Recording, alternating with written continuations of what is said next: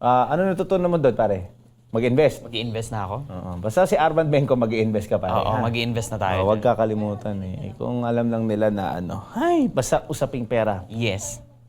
Go to. Pero ngayon, hindi pera ang pag-uusapan natin, pare Koy. Ang pag-uusapan natin ay immunization o yung pagbabakuna.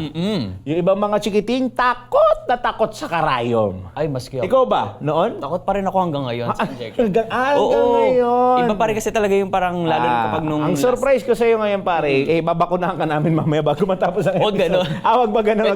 Pwede naman, Oo. pero di ako titingin, gaganon lang ako.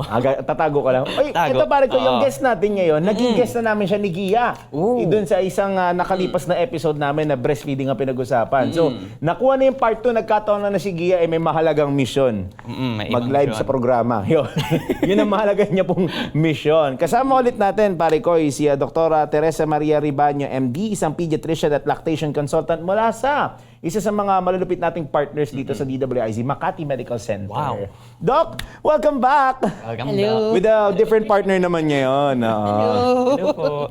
Kung narinig mo lang pare, kaming tatlo, we share one thing in common na nakakaasar. Flood control project. Wow. So, dapat ready mabanat mo tungkol sa... Oo. Joke lang muna. Blood control pa rin ba tayo? Shout out po sa mga nasa ahensya ng pamahalaan na may kinalaman dito. Sana makinig kayo. Pero, simulan ko na, pare Koy. Sige, go. Ako na ang pag-uusapan. Doc, bakit ba mahalaga ang immunization, ang pagbabakuna, lalo na sa mga bagets? Kasi, ang mga bata, paglabas natin sa sinapupunan ng nanay, very, sterile. Wala tayong masyadong panangga sa mga impeksyon. Habang lumalaki, nagde-develop naman yung immune system natin. Lalo na depende sa kung ano yung mga na-expose sa atin ng mga sakit. Pero kasi pag na-expose ka sa sakit o magkaroon ka ng sakit, isipin mo, halimbawa, ang tigdas. So, tigdas is fairly common. Ang daming nagkakaroon ng tigdas. Pag nagkaroon ka ng tigdas, kung usual normal person ka, with usual normal immunity, ang nangyayari, magkakaroon ka ng tigdas, mawawala ka sa sirkulasyon ng mga 7 hanggang 10 araw. Pagkatapos nun, pag magaling ka na, back to school ka na. Walang problema. Walang ibang problema.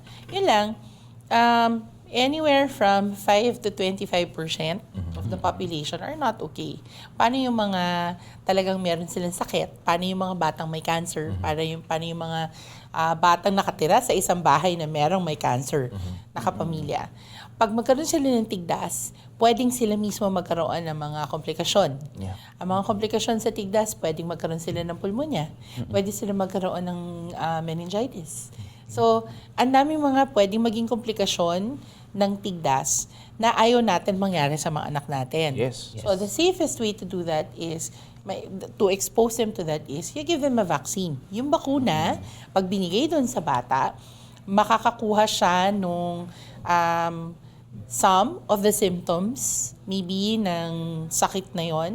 Halimbawa sa tigdas, pwede siyang lagnatin doon sa bakuna na yon. Pero, mapoprotektahan siya against doon sa measles, doon sa tigdas.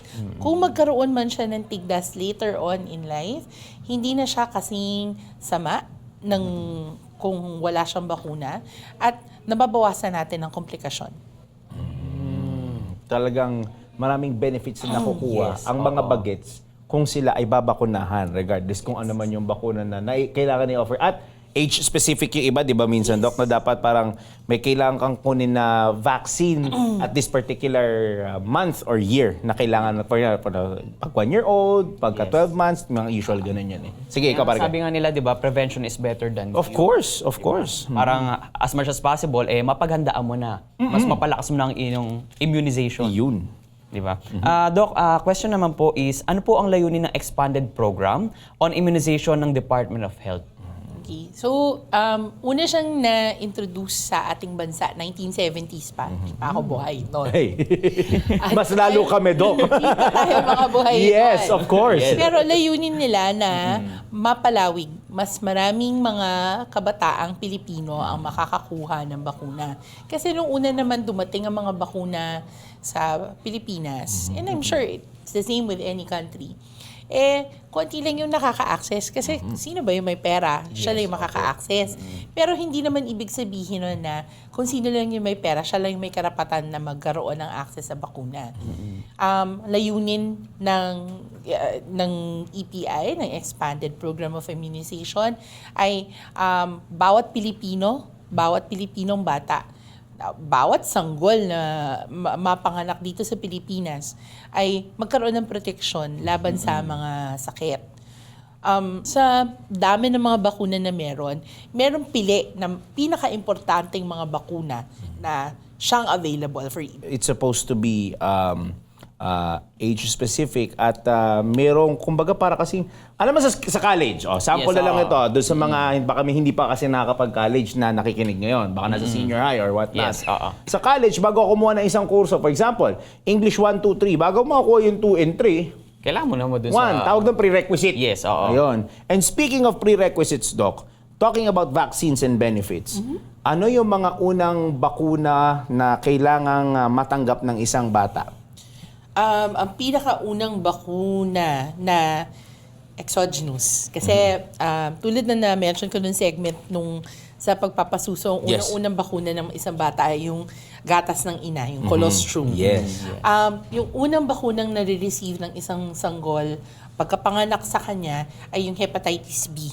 Okay. Kasi ang hepatitis B, isa sa mga sakit na sa Pilipinas, tawag sa kanya hyperendemic. Ibig sabihin, yung dami ng tao na nagkakaroon ng hepatitis B dito sa Pilipinas, sobrang dami kumpara sa world average. Yes. Sinasabi nila that as many as 25% of the adult population, merong hepatitis B na hindi lang nila alam. Kasi hindi nagte-test or hindi walang simptomas. Ang problema sa hepatitis B ay dahil chronic siya, sa pagtagal pwede siyang makakos ng liver cancer. So, kaya importante na talaga maprotektahan siya, which is why ang mga sanggol, regardless kung nagpa-testing yung nanay niya at nag-positive or nag-negative sa hepatitis B, binibigyan natin ng hepatitis B na vaccine. Bukod doon, isa pa sa mga bakuna na binibigay sa mga sanggol bago sila umalis ng lying-in or di kaya ng ospital ay BCG. Ang BCG, essentially, ay nakakatulong sa pagprotekta sa TB sa baga. Okay, tinatanong yan. Doc, bakit TB sa baga lang? Kasi maraming iba't ibang klase na mga let me correct myself. TB sa ibang parte ng katawan bukod sa baga. Kasi yung TB sa baga, marami tayo, we get exposed to it, pwede tayo magkaroon ng exposure ng PTB, pero relatively madali siyang i-treat. Gamot. Yes.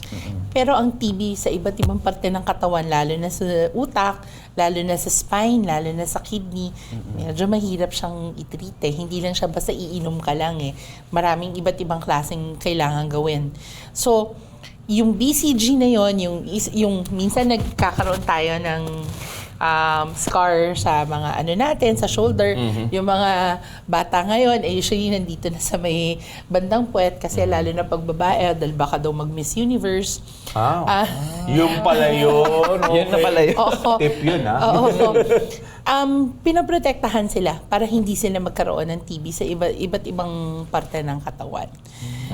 Pero bukod kasi doon, marami pa nasusunod doon sa paglaon ng depende doon sa age ng isang sanggol. So, usually yung pagdating ng 6 weeks, meron yan yung mga familiar na siguro kayo, diphtheria, pertussis, tetanus. Yes, Yes. Oo, yung mga bakuna laban sa Hib, yung bakuna laban sa pneumococcal pneumonia, pneumococcal vaccines. Tapos, yung bakuna laban sa tigdas. Yes, Kanina. Yun yung mga ibang mga bakuna na makukuha nila habang tumatagal.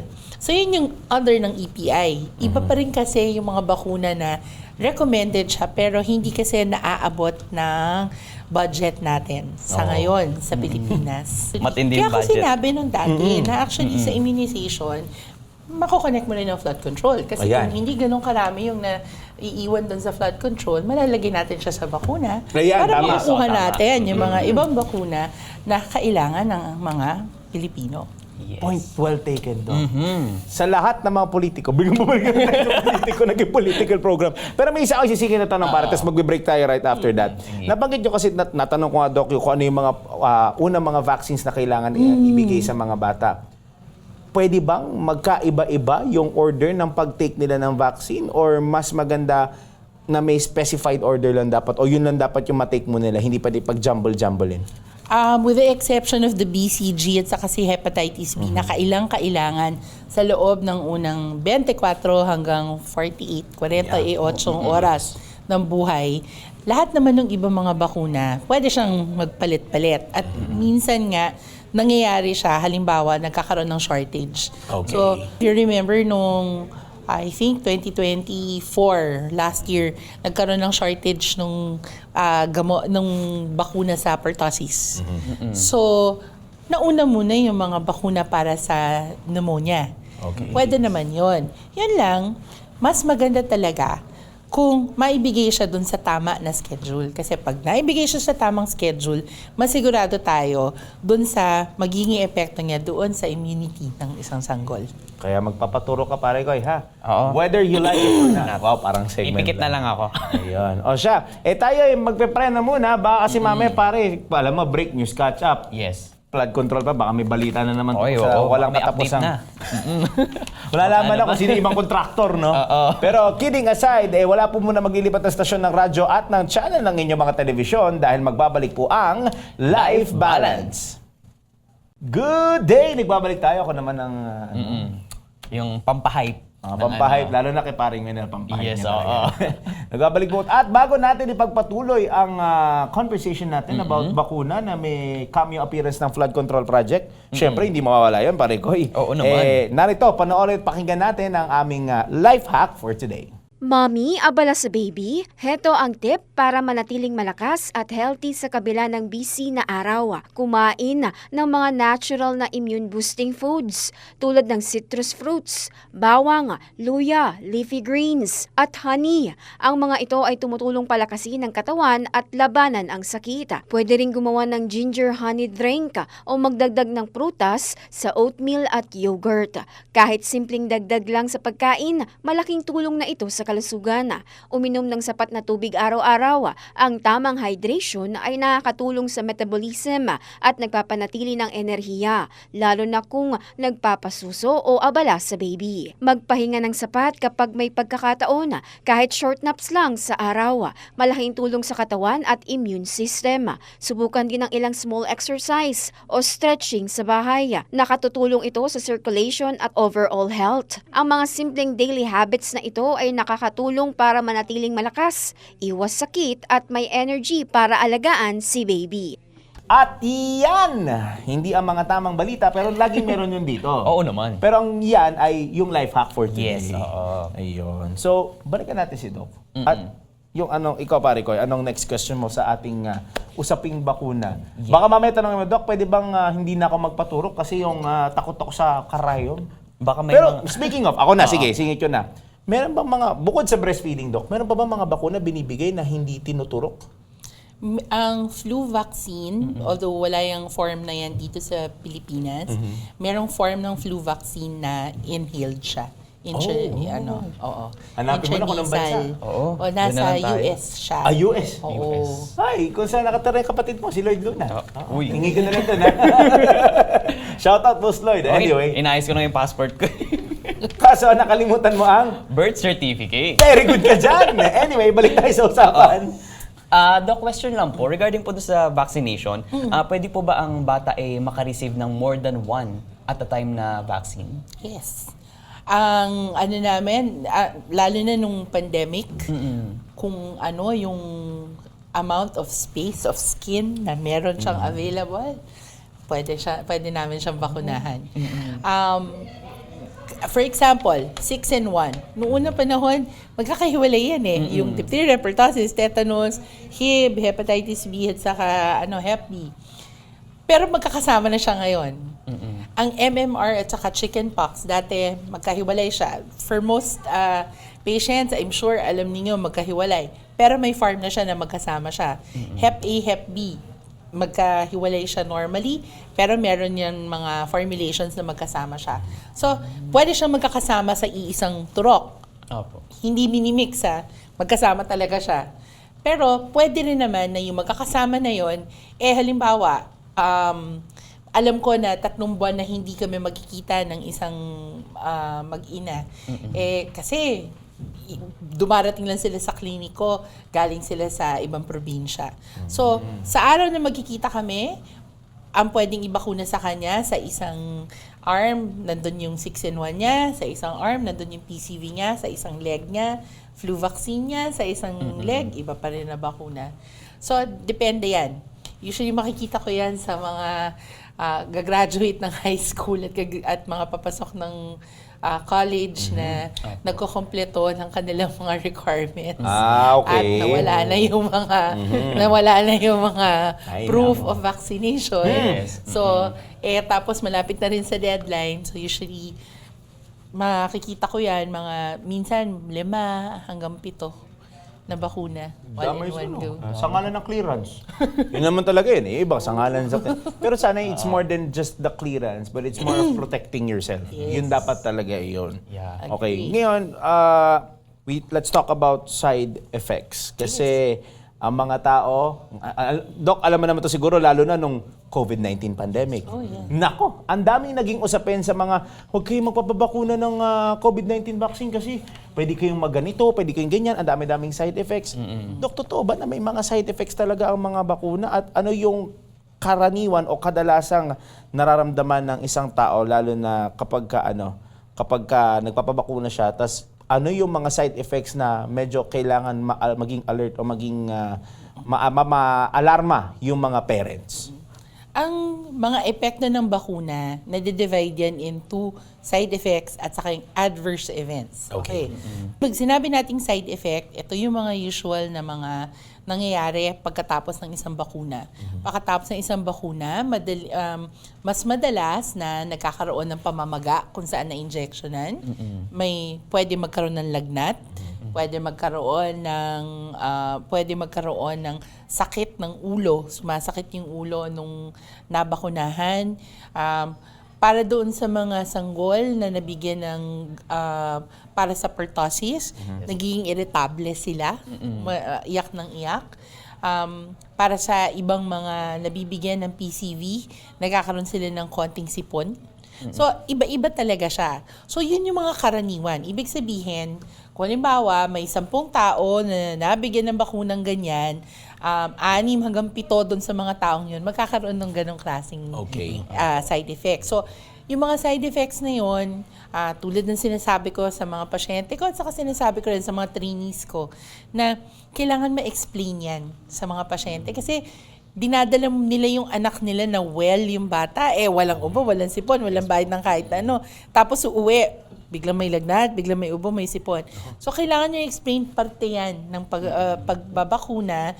Yan yung immune system nga na nagre-react na doon sa bakuna at yun yung nagpo-provide ng protection para doon sa batang yon. Okay. Yung adverse events, yun yung mga medyo delikado na yan. Yan yung mga nagkakaroon ng allergy, anaphylaxis. Pagkabigay, nahihirapan huminga, nagkakaroon ng rashes, namumula. Merong iba, hinihimatay. Merong iba, nagkakaroon sila ng pagdudugo dahil dun sa bakunang yon. Okay. So, ang pinaka-delikado, ang pinaka-kinatatakutan namin yung anaphylaxis. So, sa bawat bakuna na ibinibigay namin, palagi namin sinasabi sa mga magulang, sa loob ng 30 minutos, titignan natin tong batang to. Ngayon, kung magkaroon niya na ng kahit na konting yung parang nahihirapan ng huminga, parang nagkakaroon ng mga rashes, kailangan pumunta tayo sa ER. Kasi kailangan magbigay tayo ng mga gamot para dun sa batang yon. At yung batang yon, hindi na siya pwedeng mag-receive ng mga bakuna na katulad ng bakuna na yon. Okay. For life, di ba? For life yan. Para maiwasan din, tama, Doc, yung adverse events na mangyari ulit. Okay. Doc, question lang po, safe po ba yung pagbabakuna sa mga batang may lagnat at sipon? Ang mga bata, pag may lagnat Lagnat yung isa sa mga dahilan namin na hindi kami nagbabakuna. Isinasantabin muna namin ang pagbabakuna pag may lagnat. Lalo na kung yung lagnat medyo may kataasan, Opo. 38, 38.5 pataas. Pero ang ubo at sipon, depende yan sa pagtingin namin sa pasyente. In general, kahit may ubo at sipon, pwede magbakuna. Yun lang, kung halimbawa, parang medyo masama na yung ubo at sipon ng bata, talagang may sakit na siya. Nasa discretion yan nung doktor na nagbabakuna. Kaya kailangan talaga pag magbakuna ka, as much as possible, talagang ini-encourage namin, magpabakuna kayo sa healthcare practitioner.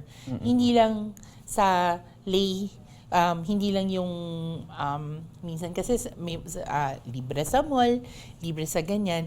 Tignan niyo na meron talagang healthcare practitioner sila na nandun para mag-assess muna. At saka parang you're handling medicine. So kakaibang klase ng medicine. Hindi lang parang over-the-counter na kahit sino pwede magbigay sir or whatnot. Diba? So Kaya dapat lagi may reseta talaga ng doktor. Kadalasan, Of course. Yun ang pinaka-importante. Kaya pag may mga bumibili sa mga butika na wala silang reseta, hindi talaga sila, pinagbabawalan talaga silang bigyan ng mga gamot na ito. And I think yung mga pharmacy should be stricter palalo dyan. Yes, Kasi oo. sadly, di ba doctor, to reality naman, na may nangyayari na may nakakalusot pa rin. Di ba? Na sana mas magkaroon ng stricter parang regulation siguro. Yes. Lalo na doon sa mga private company, kasi kadalasan mga pharmacy, mga private companies naman yan magkaroon sila ng stricter regulations. Pero as a information din siguro, baka may iba lang na hindi nakakaalam, na lingid sa kaalaman ng ibang tao na may mga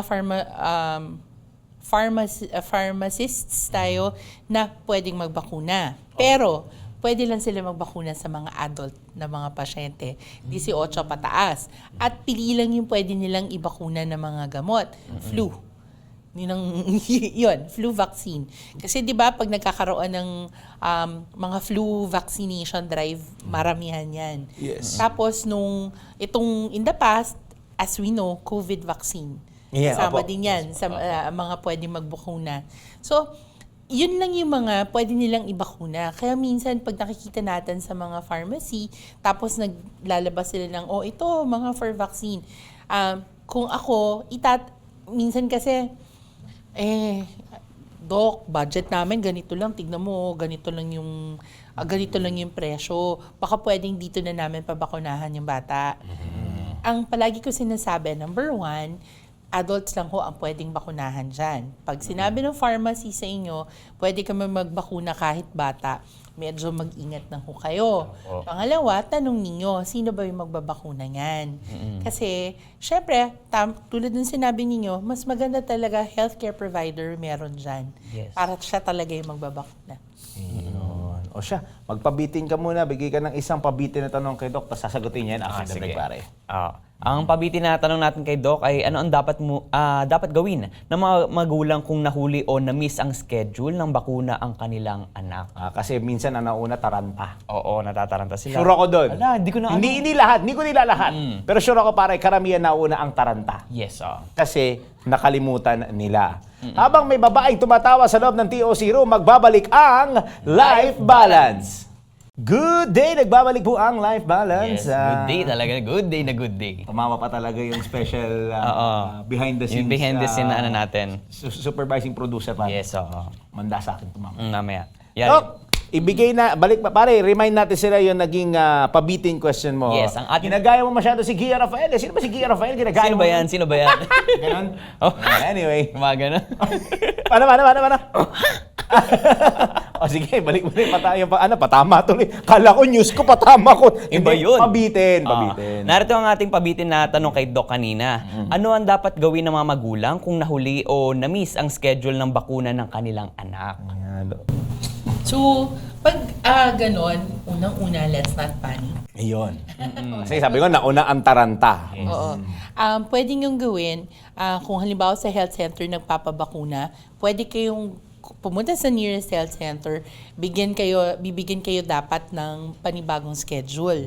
Para sa mga nagpapabakuna sa mga pribadong pediatrician, ang pwede niyong gawin ay magpa-schedule kayo. Tapos bibigyan kayo ng bagong schedule ng pediatrician. O ito, sa ganitong araw pwede natin to gawin. ang tawag doon ay catch-up vaccination. Kumbaga, hinahabol natin yung schedule Okay. ng bakuna. So, pwede naman siya. Huwag matataranta. Lalo na kapag na-miss nyo yung schedule dahil binaha kayo. Yes. Oh. Dahil may flood. Oo, kasi Diba, Doc? Huwag sarado matataranta. lahat ng mga butika niyan, panigurado. Dahil may suspension, ika nga. May suspension, yung iba, binabaha din yung mga butika, di ba? Iba yung Nagawa mo na naman, ipasok ang flood control. flood control ulit. Anyway, Tetanus vaccine, importante sa flood. which is, kasi di ba sa baha, di ba? Oo, yun, natandaan na. Maalala. Dok, ito, curious question ko ito eh. Kunwari may lumapit sa inyo na magpapabakuna tapos walang vaccine record, how do you keep track of that? O paano mo malalaman kung ano yung kailangan pa ibigay sa kanya? Nagsa-start kami sa age.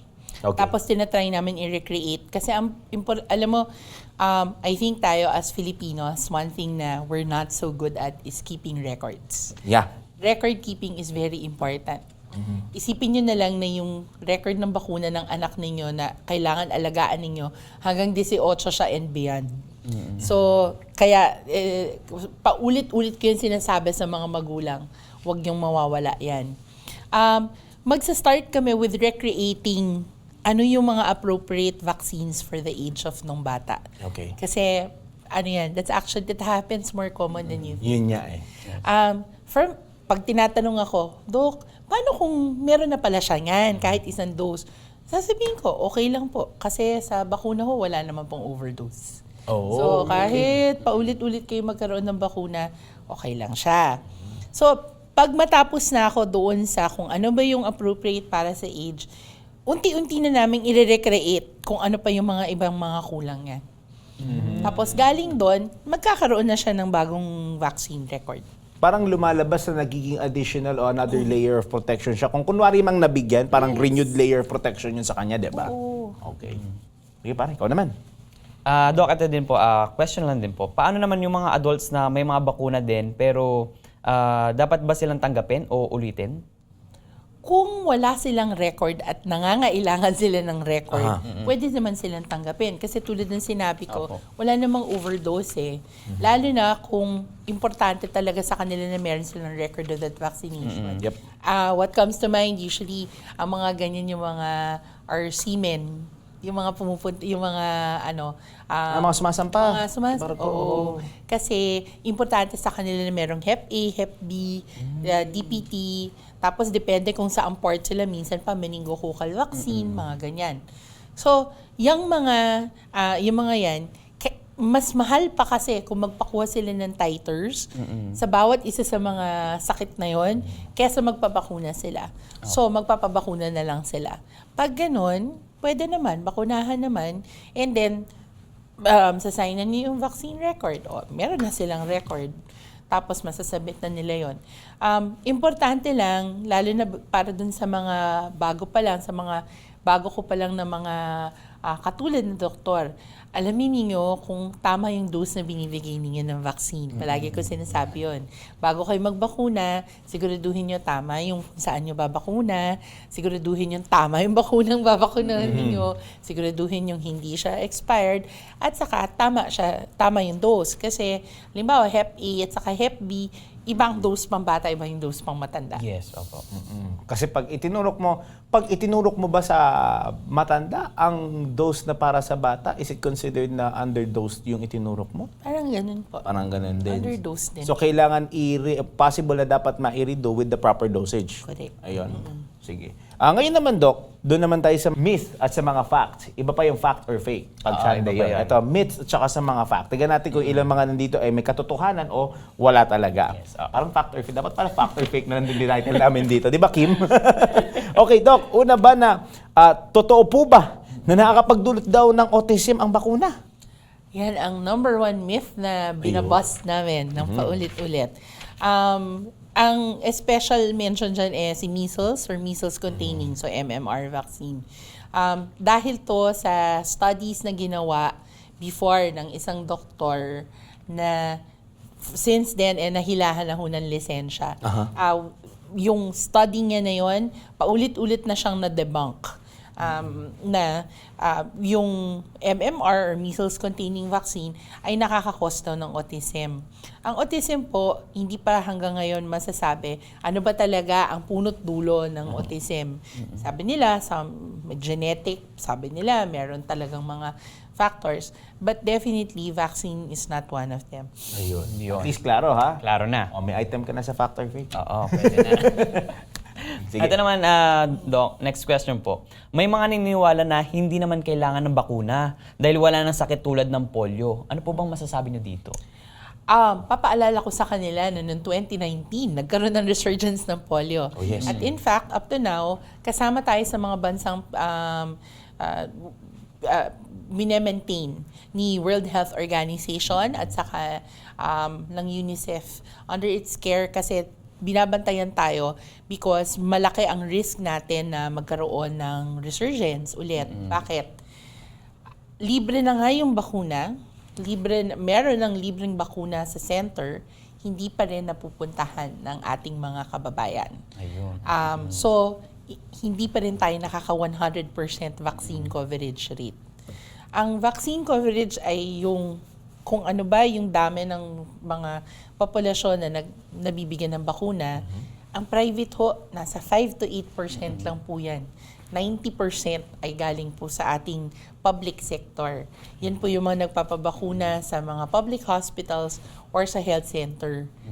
Kung doon pa lang, hindi sila nabibigyan ng bakuna, either masyadong malayo, ang dami natin mga kababayan, kailangan ho ng bangka para lang makatawid, para mapuntahan yung center. Mapailog man yan, ilog, siguro. Yung iba baka dumadaan pa sa mas malalaking body of water. Yung iba naman sa baha. Oo, sa baha talaga. Bumalik pa rin Pwede tayo sa baha, rin. di ba? Hindi, kasi totoo naman, nagbabaka iba dahil sa baha. Oo. O di kaya yung walang supply. Oh, Na yes. alam natin, nangyari, yun yung isang rason na nagdulot kung bakit nagkaroon ng pertussis outbreak nung last year. So, kung hindi natin mabibigay yung tamang bakuna sa tamang tao, sa tamang oras, dumalaki yung risk natin na magkaroon tayo ng outbreak. So, limbawa, si polio, yung pertussis nga, nasabi nila, ang tagal-tagal nang hindi nagkakaroon O bakit siya bumalik noong 2024? So, lahat ng mga sakit na yon na pwedeng malutasan ng bakuna, pwede siya lahat bumalik. Kaya siya nawawala kasi may bakuna. It just helps parang defend one person sa bakuna, but it doesn't technically eradicate the entire parang Correct. virus or yung sakit mismo. Tama.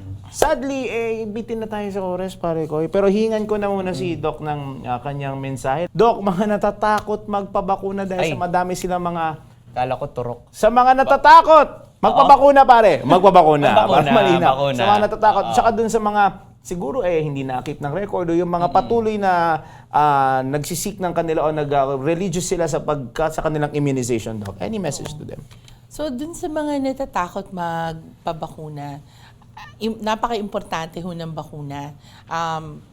Malamang, isang rason lang kung bakit natatakot tayo ay kulang pa tayo ng impormasyon. Ang website ho ng Department of Health at website ng iba't ibang mga ospital, marami na ngayon mga impormasyon tungkol sa immunization.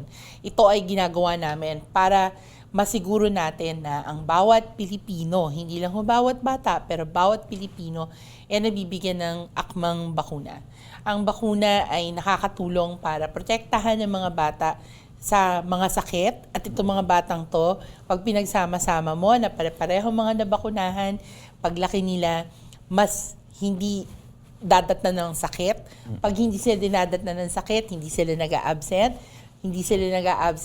Mas maraming natututunan, mas maganda pa ang kanilang paglaki, at eventually makakatulong sila sa ekonomiya natin. Makakatulong sa ekonomiya at makakatulong sa ating bayan. Yes, Na mawala ang baha. Yan. Anyway, Doc, maraming salamat ulit, and we hope to have you again sa future episodes. Mapakiberman kung sino kasama ko, si Gia man, si Ian, o sino man. But Doc, we really enjoyed the time that you spent with us here, and even the information Huwag ka na matatakot sa bakuna. pare, ha? Turok lang naman sa Turok lang. At least malinaw. Pero Doc, ulitin po namin maraming salamat and till our next conversation, Doc. Maraming salamat. Ayun, natapos tayo pare. Pinakaraos. Kumusta naman experience mo bago tayo mag-extra? Ang dami ko nga natutunan eh. Kasi, hanapin mo yung nasa US na ano. Oo, hanapin ko sa US. Sa flood control ba? Control. Anyway, pero pare, thank you sa pagsama sa akin sa episode na ito. Pero, ikaw daw babasa niyan. Sige. Yun. At natapos na naman ang isang oras ng ating pagsasama-sama upang tulungan ang bawat isa na magkaroon ng life balance sa ating buhay. Huwag kakalimutan na saluhan kami tuwing Lunes hanggang Biyernes, alas 6 hanggang alas 7 ng gabi. Isang oras to, pare ko, mapapanood at mapapakinggan ng Life Balance sa DWIZ 882, DWIZ News FM Regional Stations, DWIZ News TV. Alas 9 naman ng gabi on weeknights sa Aliw Channel 23 at syempre sa ating mga social media platforms via live streaming. Maraming salamat sa aming mga nakatulong sa broadcast na ito, sa TOC, Of course. TV production at social Huwag media. mo kalimutan yung mga